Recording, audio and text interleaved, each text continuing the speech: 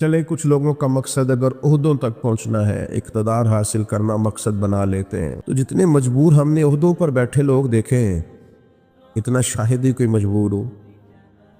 کیا آپ کبھی دیکھ لیں حکومت مجبور ہوتی ہے، اپوزیشن آزاد ہوتی ہے، اس کا کام تو صرف تنقید کرنا ہے، وہ کرتی رہتی۔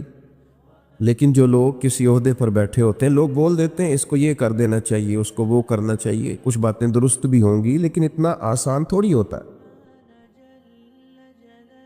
بہت سارے پہلو ہوتے ہیں جن پر غور کرنی ہوتی ہے۔ اگر کوئی اخلاص کے ساتھ عہدے پر بیٹھا ہے تو اس کو بڑا پھونک پھونک کے قدم اٹھانا پڑتا ہے۔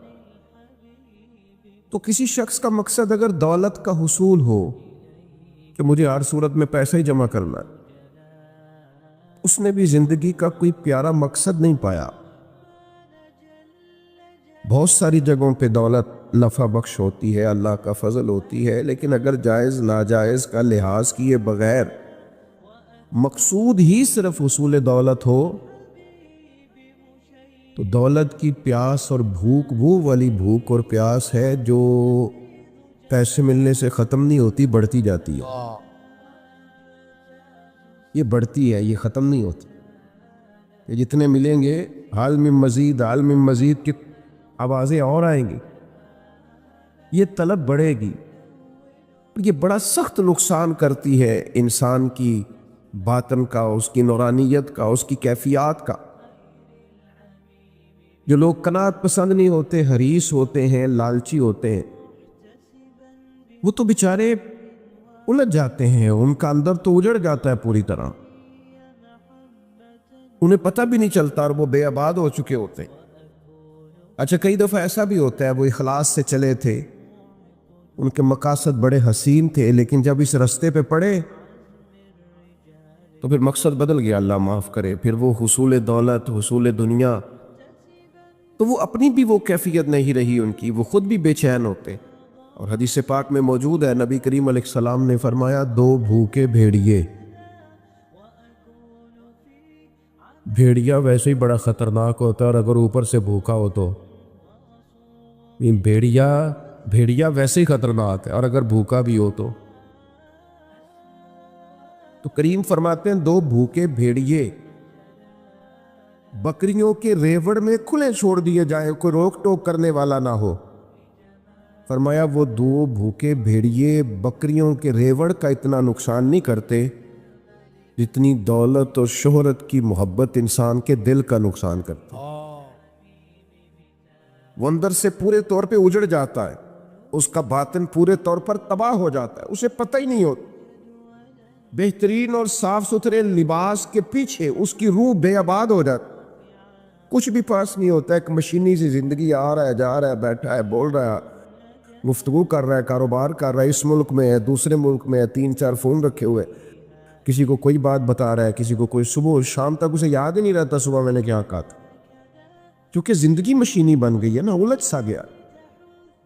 تو یہ جتنے بھی مقاصد ہمارے ہاں لوگ پیدا کر لیتے ہیں، یہ سارے مقاصد بڑے تکلیف دہ ہوتے، لیکن اگر زندگی کا مقصد وہ حسین مقصد ہو جس کی طرف قرآن مجید نے رہنمائی فرمائی، تو پھر انسان بڑا باطنی سکون محسوس کرتا ہے۔ اللہ تعالیٰ نے فرمایا الذی خلق الموت والحیات لیبلوکم ایکم احسن عملا، فرمایا وہ ذات جس نے موت اور حیات کو پیدا کیا ہے تاکہ پتہ چلے تم میں اچھے عمل کون کرتا ہے، بہترین کردار کون پیش کرتا ہے۔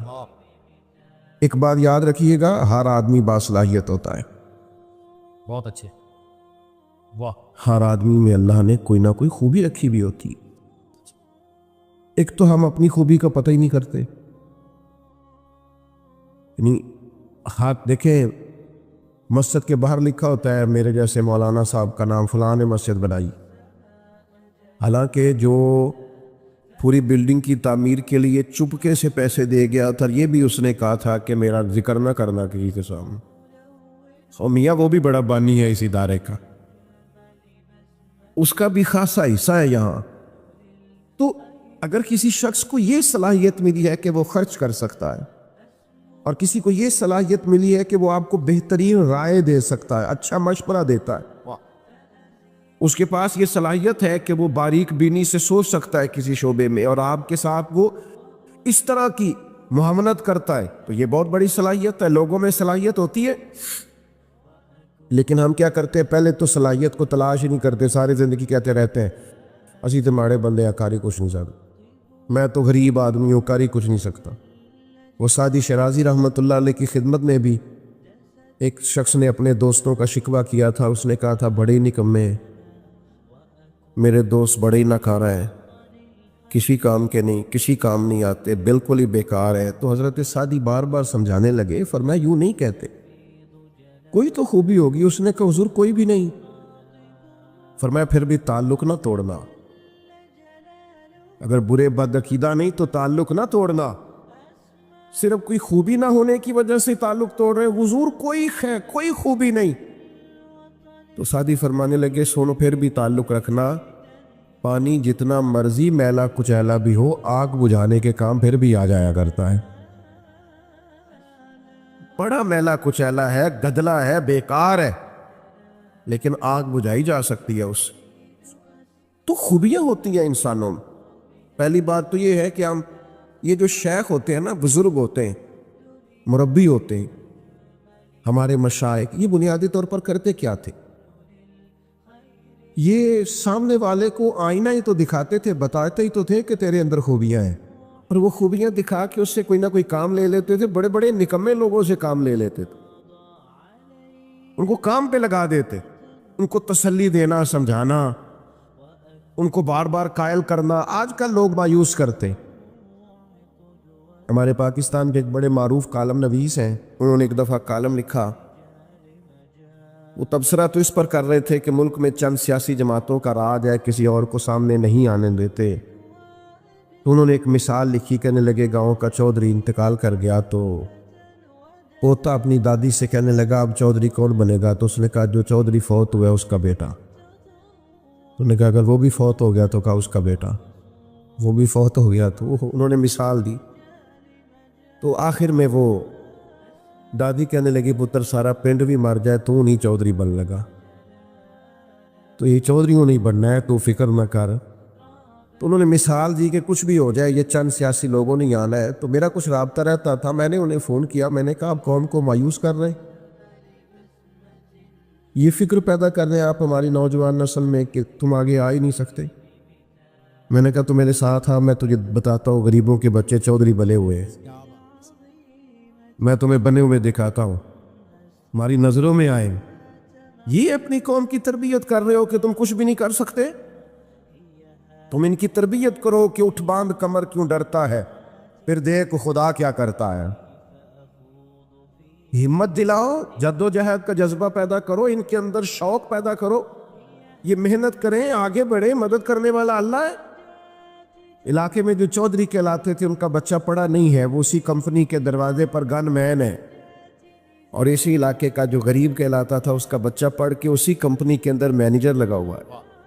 تو آؤ ہم دکھاتے ہیں، آپ لوگوں کو مایوس، تو ایک تو صلاحیت کو بھانپیں کہ ہم کیا کردار ادا کر سکتے ہیں، وہ والا کردار ادا کریں، ہم کیا ڈیوٹی کر سکتے ہیں وہ والی ڈیوٹی کریں، اور پھر اپنی جو زندگی ہے، جو مقصد ہے، اس کو صحیح جگہ پہ خرچ کریں، غلط جگہ پہ استعمال۔ کچھ لوگوں کو اللہ صلاحیت دیتا ہے نا، بعض صلاحیت ہوتے ہیں لیکن وہ اپنی صلاحیت کا استعمال ٹھیک ہے۔ اچھا یہ بتائیں جس کی آواز سریلی ہوتی ہے اپنی وجہ سے ہے کہ اللہ کی عطا ہے؟ تو جو آنکھیں میں نعت سنان دا 60,000 لے رہا ہے، پھر اس سے پوچھا جائے گا کہ یہ آواز سریلی کرنے کے تو نے دیے کتنے، پہلے یہ بتانا۔ خدا کے بندے، اللہ نے اپنے فضل سے صلاحیت دی ہے اور تو غلط جگہ پہ استعمال کر رہا ہے، نوٹ کمانے لگ گیا، اور پھر یہ کہ تیرے نخرہ ہے کہ وہ سنبھالا نہیں جا رہا الا ماشاءاللہ، اور پھر یہ کہ جس محبوب پاک علیہ الصلوۃ والسلام کی نعت پڑھ کے اللہ نے تجھے عزت دی ہے، ان کی سنت کا لحاظ تک نہیں تو کرتا، شریعت کا پاس تک نہیں ہے تجھے۔ تو سمجھے چیزوں کو، اللہ نے صلاحیت اپنے فضل سے دی ہے۔ بڑے بھائی ہوتے ہیں، 4 5 6 بھائی ہیں، لیکن ان میں سے اللہ تعالیٰ کسی کو صلاحیت دے دیتا، آگے گزر جاتا ہے۔ اب وہ کیا کرتا ہے، وہ جناب جس کو تھوڑے سے پیسے مل جائیں یا معروف ہو جائے یا جانا پہچانا جائے، وہ مشورے دے دے کے مار دیتا ہے۔ وہ ایسے بات کر رہا ہوتا ہے جیسے بڑا پروفیسر ہے۔ وہ بھائی خدا نے فضل کر دیا تیرا، دی میں رہے، اللہ سے ڈر، اپنی صلاحیت کا غلط استعمال نہ کرے کبھی بھی۔ اگر بات صلاحیت ہے تو اس اپنے آپ سے کوئی کام لے لیں، اپنے وجود کو بیکار نہ کریں، کوئی خدمت لیں، اس سے کوئی ڈیوٹی لیں، اپنے آپ کو کسی کام پہ لگا دیں، ورنہ ضائع ہو جائیں گے۔ بڑے لوگ ہیں ایسے باصلاحیت ہے لیکن ایسے کام میں وقت ضائع کرتے ہیں جو ان کے والا ہے ہی نہیں، بیکار اپنا وقت ضائع کرتے ہیں۔ ہارون رشید بیٹھے تھے تو بہت سارے لوگ بادشاہ کے دربار میں آیا کرتے تھے، تو ایک صاحب آ گئے، وہ کہنے لگے میں آپ کو کوئی کرتب دکھاؤں گا اور پھر آپ سے انعام پاؤں گا۔ یہ آتے ہیں نا کرتب دکھانے والے، میجک شو کرنے والے، پھر وہ کچھ دکھاتے ہیں اور ان کو 10 روپے 20 روپے ایک آدمی دیتا ہے۔ اس نے کہا میں کرتب دکھاؤں گا اور آپ سے انعام لوں گا۔ کہا چلو۔ تو کچی دیواریں ہوتی تھی، اس نے سوئی ایک پھینکی، وہ جا کے دیوار میں لگی۔ سوئی کے پیچھے ایک چھوٹا سا سوراخ ہوتا ہے، پنجاب میں لوگ اس کو نکا کہتے ہیں، اس میں دھاگا ڈالا جاتا ہے۔ عجیب بات یہ کہ آپ کی توجہ ہے میری بات پر، اس کرتب دکھانے والے نے دوسری سوئی پھینکی تو وہ جا کے اس سوراخ میں لگی جس میں دھاگا ڈالا جاتا ہے۔ وہ تیسری پھینکی تو وہ دوسری کے سوراخ میں جا کے، اتنا مضبوط نشانہ، اس نے 12 سوئیاں پھینکی، ایک دوسرے کے نکے میں لگتی، سوراخ میں۔ لوگ شش کر اٹھے کہ اتنا بڑا اور زبردست نشانے باز۔ اب جب وہ 12 سوئیاں مکمل ہوئی تو ظاہر ہے جو اس زمانے میں طریقہ تھا، لوگ واہ واہ بھی کرنے لگے، کسی نے 10 روپے دیے، کسی نے 100 روپیہ، کسی نے 50 روپے۔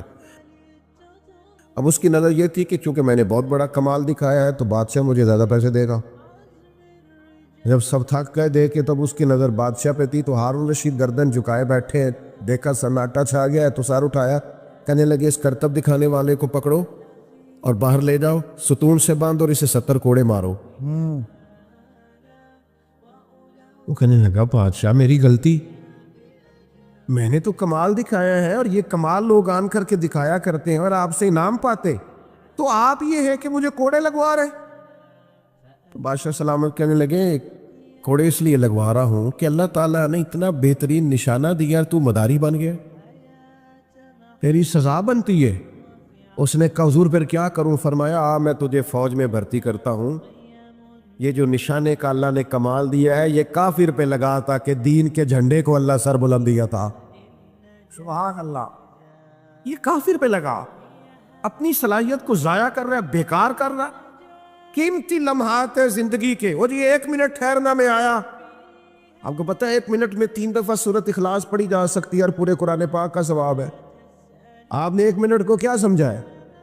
ہمارے بزرگ تو فرماتے ہیں کسی سے بات کرنی ہو تو تھوڑے جملوں کا چناؤ کرو، اس ڈیٹیل میں نہ جاؤ، باقی وقت اللہ کے ذکر میں گزارنا، درود و سلام میں گزارنا، تلاوت قرآن میں گزارنا۔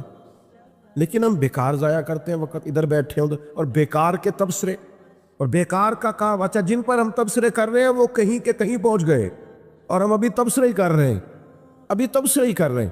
تو بھائی زندگی میں ایک تو مقصد ہونا چاہیے، پھر وہ مقصد جو ہے وہ اعلیٰ ہونا چاہیے، پھر صلاحیت کو جانچ کر اس کو صحیح جگہ استعمال کرنا چاہیے، غلط جگہ پہ نہیں۔ حدیث پاک سنیے، نبی کریم صلی اللہ تعالیٰ علیہ وسلم نے فرمایا صبح جب دن چڑھتا ہے، سورج نکلتا ہے تو وہ دن اعلان کرتا ہے، دن وہ دن کہتا ہے میں آج آیا ہوں، آج کے بعد دوبارہ نہیں آؤں گا۔ کوئی کام کرنا ہے تو آج کر لو، میں آج کے بعد دوبارہ، آج جس کا جو کام رہ گیا وہ رہ گیا۔ تو ڈیوٹی کریں، محنت کریں، جد و جہد کریں، کوشش کریں، کام کریں اور اعمال حسنہ سے اپنی زندگی کو مزین کریں۔ کبھی بھی کپڑوں سے انسان نہیں سجتا، وہ اعلیٰ اخلاق سے سجا کرتا ہے، زبان کی مٹھاس سے نکھر جاتا ہے، وہ خیر خواہ طبیعت کا ہو، اس کے مزاج میں بھلائی ہو تو اس سے برکات کا نزول ہوتا ہے، اس کی طبیعت کے اندر شائستگی ہو تو اس کے ارد گرد والے سکون میں رہا کرتے ہیں. ہم مزین نہیں کر پاتے اپنے آپ کو, ساری زندگی طے کرنے میں گزر جاتی ہے کہ بھلا میں نے کرنا کیا ہے. مقاصد کا تعین ہو اور پھر بڑی جلدی متاثر نہ ہو جایا کریں کہ فلاں کی بات سنی تھی تو وہ یہ کہہ رہا تھا, اور میرے بھائی اس کے بعد بھی کوئی بات کرے گا پھر اس کی بھی آپ سنیں گے. واہ. یہاں تو جدید سے روز ترقی نہیں ہو رہی, ترقی ہو رہی کہ نہیں ہو رہی, روز نئی سے نئی ایجادات آ رہی ہیں, تو آپ کس کس سے متاثر ہوں گے؟ آپ کا کوئی نظریہ ہونا چاہیے, کوئی فکر ہونی چاہیے, کوئی سوچ ہونی چاہیے. مضبوطی افکار کے ساتھ آگے بڑھیں گے تو زندگی خوبصورت لگے. باقی یہ بے چینیاں جو ہمارے معاشرے میں آج پیدا ہو گئی ہیں, کسی بھی طریقے سے مشہور ہونا, اچھے بڑے سنجیدہ لوگ ایسی ایسی حرکات کرتے ہیں کہ شرم آتی کہ بھئی اس شہرت کی کیا ضرورت تھی جو نظریہ آپ نے اختیار کیا. اور بعض خیر کے کام بھی ہم اس طرح کرتے ہیں کہ وہ خیر کے نہیں رہتے, بعض دینی کام بھی اس طرح کرتے ہیں کہ وہ دنیا بن جاتے. تو یاد رکھیں گے مقاصد اعلیٰ ہوں اور صلاحیت کو جانچ کر کے استعمال کیا جائے اور صحیح جگہ پر استعمال کیا جائے, اور پھر یہ کہ حسن نیت اتنے کمال درجے کا ہو. آپ یقین کریں جو لوگ تسنم والے ہوتے ہیں نا, ریاکاری والے ہوتے ہیں, سب سے زیادہ دنیا میں بے چین ہوتے ہیں. یہ آپ تجربہ کریں.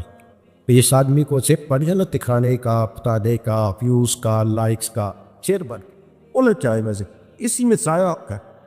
ضروری تو نہیں ہے کہ ہر وقت پذیرائی ہی ہو, یہ ضروری تو نہیں ہے کہ ہر وقت واہ واہی ہو. کبھی بھی ایسا بھی ہونا چاہیے کہ انسان خاموش ہو جائے, چھپ جائے, کسی کونے میں بیٹھ کر درود و سلام پڑھے, کسی جگہ پیچھے رہ کر کچھ خدمات سر انجام دے, کہیں پیچھے سے بیک سے بھی کچھ لوگوں کے ساتھ وہ تعاون کرے. کچھ پشت پناہی کا بھی اس کا مزاج ہونا چاہیے. اپنی زندگی میں ہر چیز دکھانے کی دور ایسا عجیب آیا ہے کہ جب تک آپ ہر چیز دکھاتے نہیں. میں ختم شریف کی محفل میں حاضر تھا, وہ کل شریف دوسرے یا تیسرے دن ہوتے ہیں ہمارے ہاں. انہوں نے مجھے لسٹ جو دی سال ثواب کی, تو 50,000 قرآن پاک, کتنے کروڑ درود و سلام. تو چلیں پڑھا ہوگا, میں اچھا گمان رکھتا ہوں, لیکن میں نے کہا کہ یا اللہ جو پڑھا پڑھایا ہے یہ صحیح پڑھا ہے, اس کا ثواب ان کو فلاح کو پہنچا دے.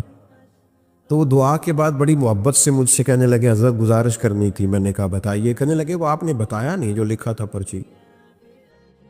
میں نے ان سے پوچھا کس کو بتانا تھا؟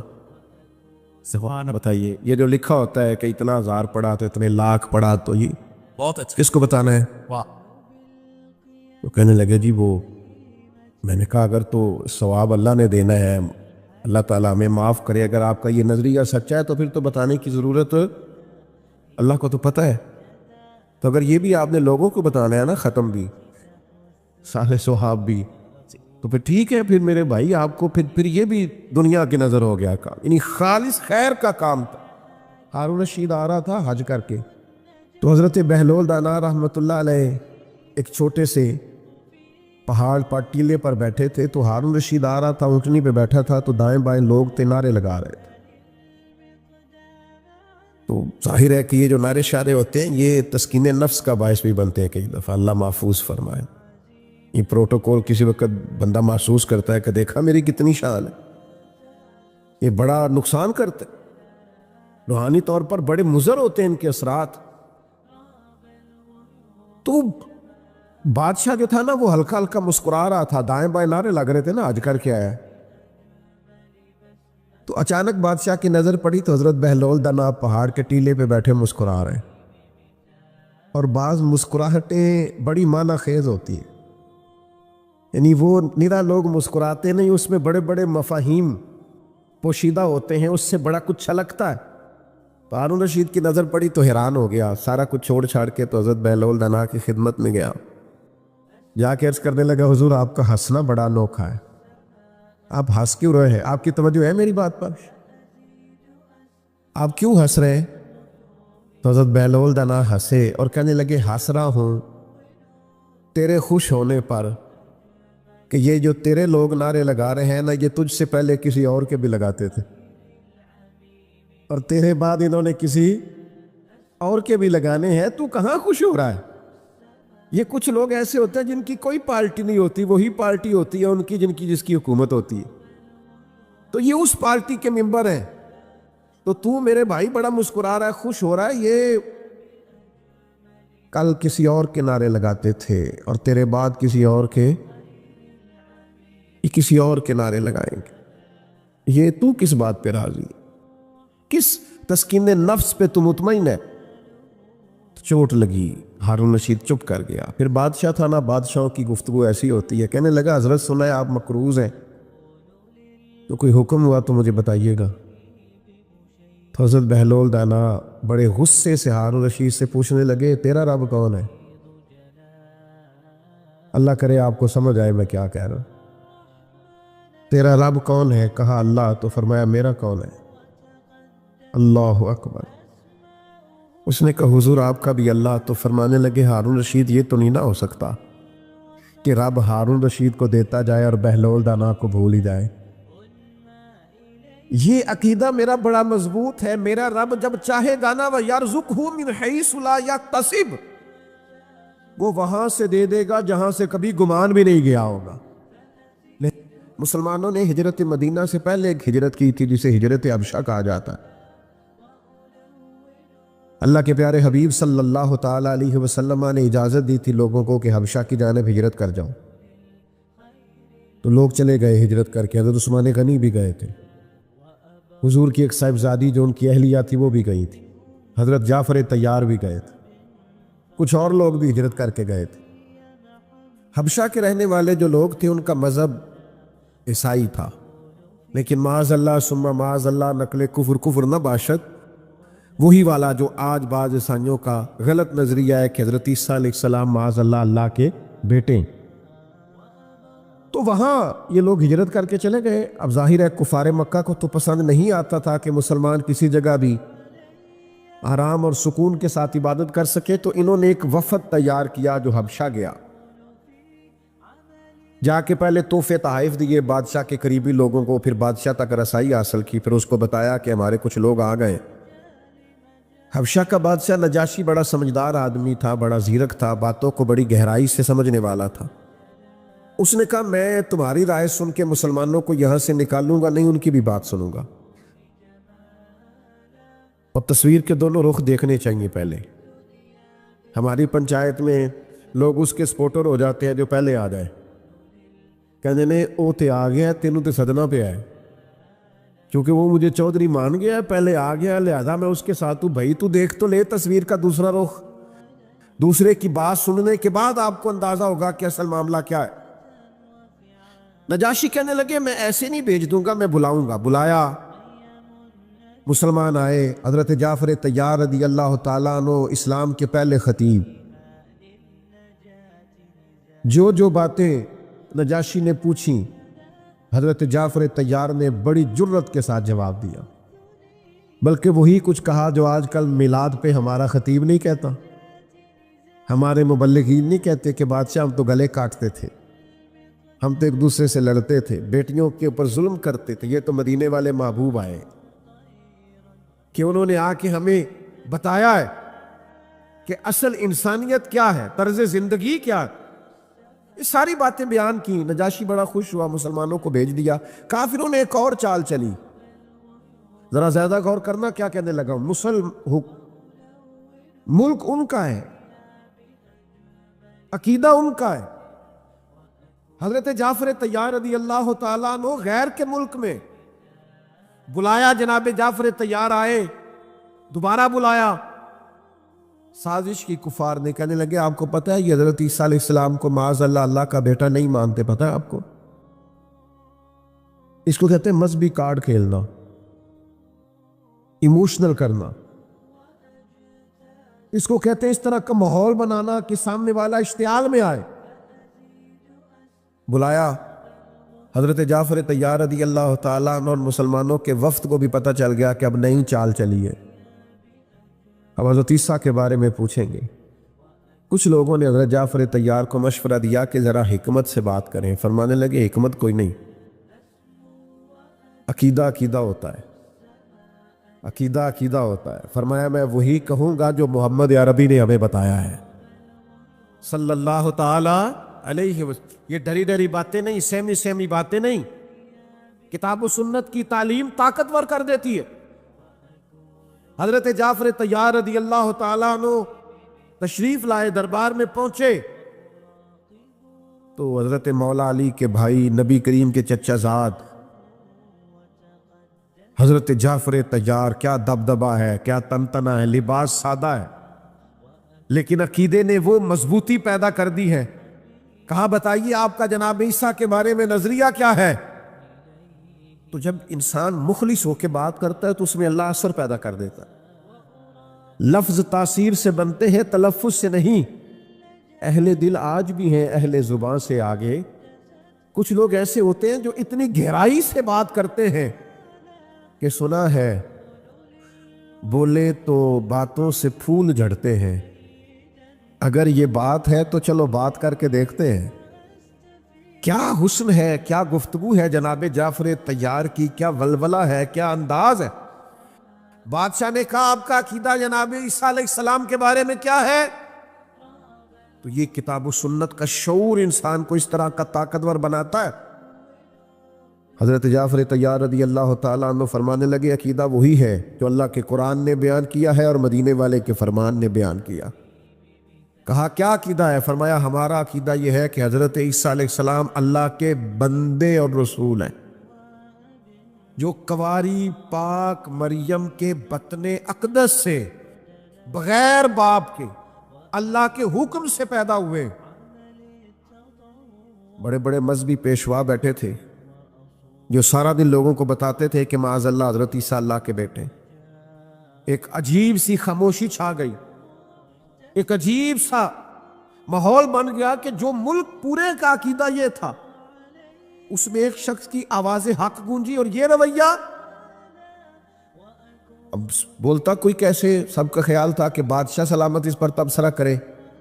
تو بادشاہ نے زمین سے ایک تنکا اٹھایا اور کہنے لگا میں نے بھی تورات پڑھی ہے، میں نے بھی انجیل کا مطالعہ کیا، میں بھی آسمانی کتب کا جاننے والا ہوں، میں نے بھی صحائف دیکھے ہیں. کہنے لگا جو حضرت جعفر طیار نے جناب عیسیٰ کے بارے میں کہا ہے نہ وہ اس سے ایک تنکا زیادہ ہے نہ ایک تنکا کم ہے. یہ حق کی فتح ہمارے ہاں نا آج مصلحت کے نام پر، حکمت کے نام پر، دانائی کے نام پر ہم نے ہر چیز کو ختم کر دیا. ہمارے اندر وہ طاقت ہی نہیں، وہ شعوری پختگی نہیں، وہ مزاج کے اندر ولولہ ہی نہیں، وہ خاص قسم کا جذبہ ہی نہیں، وہ وارفتگی نہیں. ہم سمجھتے نہیں چیزوں کو. میرے عزیز چھوڑ دیں لوگوں سے ڈرنا، طاقتور ہو، ذہنی طور پر مضبوط ہو. یہ مضبوطی کہاں سے آئے گی؟ عبادت مضبوط کرے گی، مصلی مضبوط کرے گا، اللہ کا ذکر مضبوط کرے گا، درود و سلام مضبوط کرے گا. قرآن مجید پڑھو گے مضبوط ہو جاؤ گے، نبی پاک پر درود پڑھتے جاؤ گے تو چاروں جانب اللہ کی رحمتیں برستی جائیں گی. طاقتور ہو جاؤ گے، مضبوط ہو جاؤ گے، فکری توانائی آئے گی. میں آپ کو ذمہ داری سے بتاتا ہوں، اگر ہمارے بچے قرآن پڑھنے لگیں تو انہیں والدین کا ادب آ جائے، انہیں ادب آئے گا، انہیں پتہ چلے گا کہ رب نے قرآن مجید میں کہا ہے مجھ سے دعا مانگا کرو، رب ارحمہما کما ربیانی صغیرا. انہیں سمجھ آئے گی کہ اللہ نے قرآن مجید میں فرمایا ہے وبالوالدین احسانا. انہیں سمجھ آئے گی کہ ایک شخص جہاد پہ جا رہا تھا، جہاد پہ، اور اس نے آن کر کے عرض کی یا رسول اللہ صلی اللہ علیہ وسلم میں جہاد پہ جانا چاہتا ہوں. فرمایا تیرے ماں باپ بوڑھے نہیں گھر میں؟ حضور وہ بوڑھے ہیں. فرمایا جا کے ان کی خدمت کر، تجھے گھر بیٹھے اللہ جہاد کا ثواب دے، جنت ان کے قدموں میں. یہ شعور نصیب ہوگا کتاب و سنت پڑھنے سے. میں آپ کی خدمت میں عرض کروں گا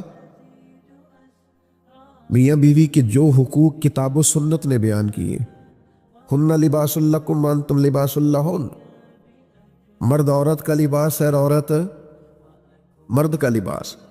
بڑی کتاب تو سیشن ہونے لگے ہیں، پہلے تو کتابیں لکھی جاتی تھیں نا. اب تو بعض ممالک کے اندر چونکہ بچے زیادہ تر رہتے ہیں موبائل کے ساتھ وابستہ اور اکیلے کمرے میں، تو تنہائی کا شکار ہے. تو کہتے ہیں شادی سے پہلے انہیں کچھ مہینے کا سیشن ہر روز لینا پڑے گا، کچھ انہیں تھوڑی سی ذہنی طور پر تیار کرنا پڑے گا کہ کسی اور کو بھی برداشت کریں. بہت ساری شادیاں کامیاب نہیں ہوتی. میں کہا کرتا ہوں 20 کتابیں لکھ لو، لیکن قرآن مجید نے جو شعور دیا نا کہ مرد عورت کا لباس ہے، عورت تین باتیں مفسرین نے لکھی ہیں اس لباس پر، تین باتیں. ایک تو فرماتے ہیں کہ گرمی سردی سے لباس بچاتا ہے، اور دوسرا فرماتے ہیں جتنے بھی عیب ہو نا جسم پر لباس کی وجہ سے چھپ جاتے ہیں. اور تیسری بات یہ کہ بندہ جتنا مرضی بھی خوبصورت ہو، کپڑے نہ پہنے ہو تو وہ حسین لگتا. لباس انسان کو سجا دیتا ہے. یہ میاں بیوی کا وہ رشتہ ہے جسے اللہ نے اپنی نشانیوں میں سے نشانی کہا. یہ شعور کتاب و سنت کے بعد آئے، یہ اخلاقی اقدار کتاب و سنت کے بعد لوگوں کی سمجھ میں آئیں. نبی پاک علیہ الصلوۃ والسلام نے ہمیں مل جل کے رہنے کا کہا ہے. مل جل کے، یعنی اس درجے کی روایت آپ کو دوسری نہیں ملے گی کتب احادیث میں. اس درجے کی روایت دوسری نہیں. یعنی اللہ قیامت میں فرمائے گا میں بیمار تھا تو میری تیمارداری کرنے نہیں آیا، مجھے لباس کی ضرورت تھی تو کپڑے لے کے نہیں آیا، میں نے کھانا کھانا تھا، میں نے پانی پینا تھا، او کما قال، جو اس کی شان کے لائق ہے. بندہ عرض کرے گا مالک تو پہننے سے پاک، کھانے سے پاک، پینے سے پاک. تو آپ فرمائے گا وہ جو تیرے پڑوس میں بندہ بھوکا تھا تو بندہ تو میرا ہی تھا نا، وہ جو تیرے پڑوس میں ایک شخص پیاسا تھا تو بندہ تو میرا ہی تھا.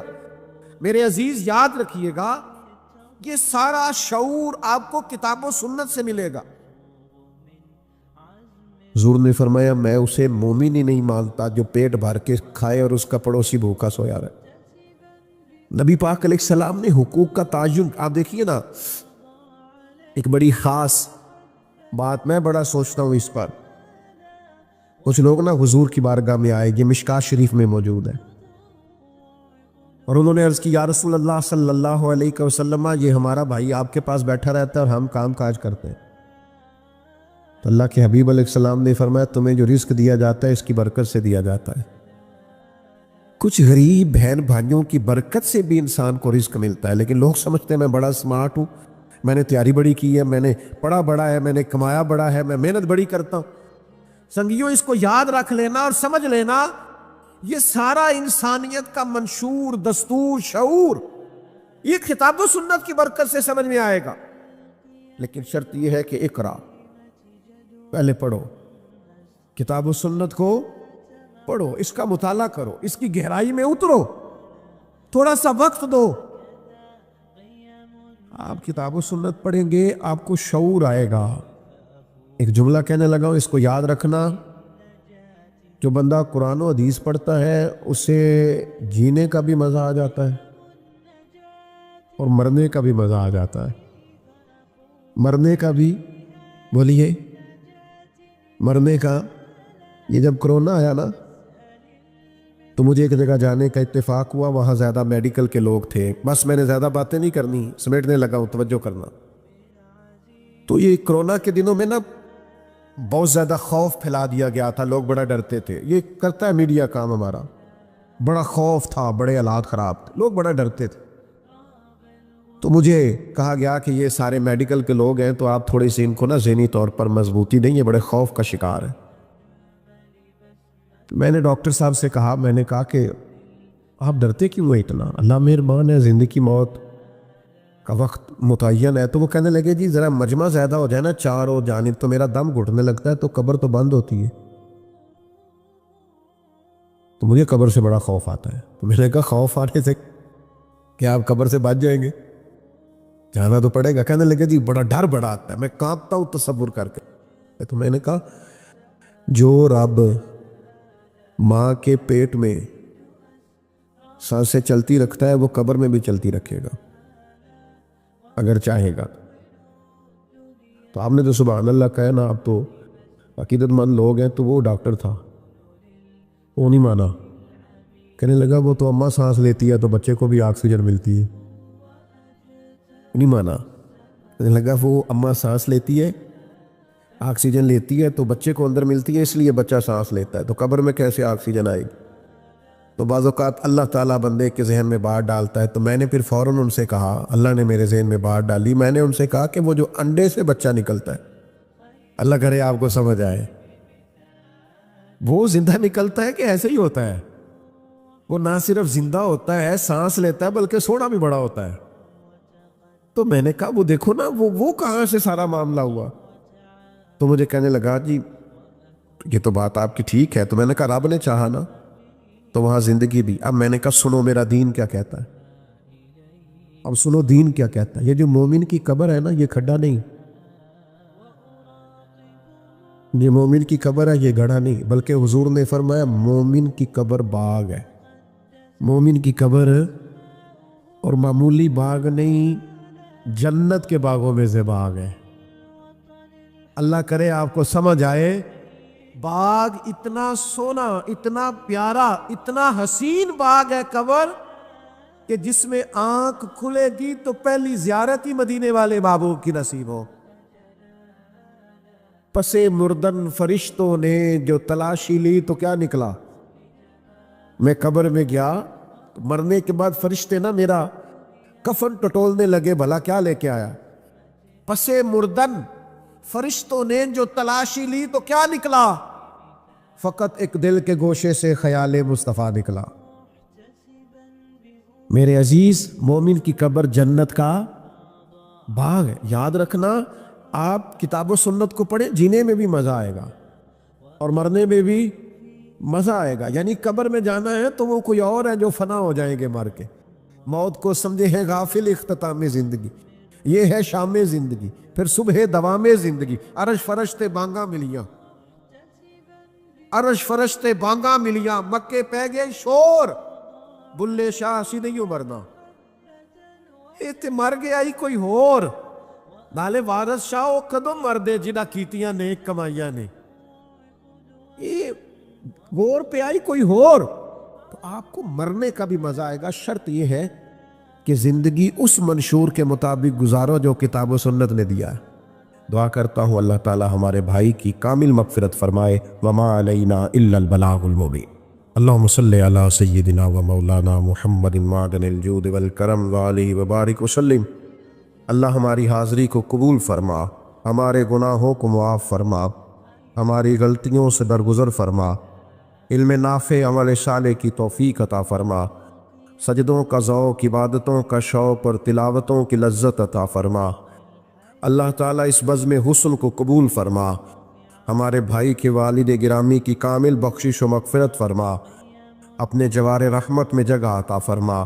اللہ تعالیٰ جب تو ان کے حق میں فیصلہ فرمائے تو رحمت والا فرما، فضل والا فرما، درگزر والا فرما. کریم اللہ عقائد اہل سنت کی پابندی نصیب فرمانا. دنیا ہو یا آخرت ہو ہماری پردہ پوشی فرمانا. ہمارے حال پہ رحمت کی نظر فرمانا. اس دور کے فتنوں سے محفوظ فرمانا. اللہ کریم دنیا ہو یا آخرت ہو تو جب بھی ہمارے لیے فیصلہ فرما، رحمت والا فرما، درگزر والا فرما، امت کی خیر فرما.